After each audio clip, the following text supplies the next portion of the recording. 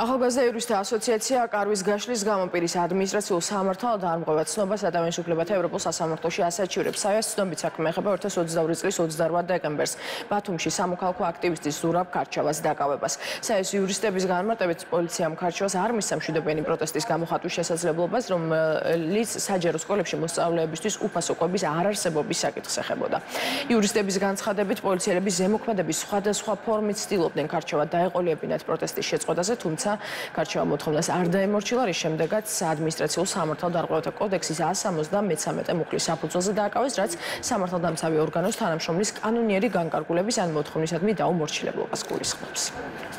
ადმინისტრაციულ სამართალდარღვევათა კანონმდებლობა, რომლის საფუძველზეც არაერთი აქტივისტი დაექვემდებარა უსაფუძვლო დაკავებას და მათ მიმართ გამოყენებული იყო ძალიან მკაცრი სანქციები. ჩვენ ამ საქმით ვცდილობთ, რომ ადამიანის უფლებათა ევროპულ სასამართლოს წარმოვუდგინოთ მტკიცებულებები ქვეყანაში ამ მიმართულებით არსებული გამოწვევების შესახებ და ამით ხელი შეუწყოთ ქვეყანაში ამ კანონმდებლობის შეცვლას. კონკრეტულ საქმეში განცხადებელი დაობდა ბავშვთა არაჯეროვანი კვების საკითხზე საგანმანათლებლო დაწესებულებებში.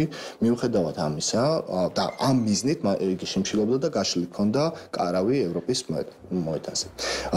მიუხედავად ამისა, პოლიციელების მხრიდან მის მიმართ განხორციელდა უკანონო ჩარევა. მოცემულ საქმეში ვიდეო მტკიცებულება ჰქონდა მთელი ამ პროცესის სამსახველი. შესაძლებელი ადგილი ჰქონდეს ადამიანის უფლებათა ევროპული კონვენციის მე-6 სამართლიანი სასამართლოს უფლება და მე-10 გამოხატვის თავისუფლების უკანონო შეზღუდვას.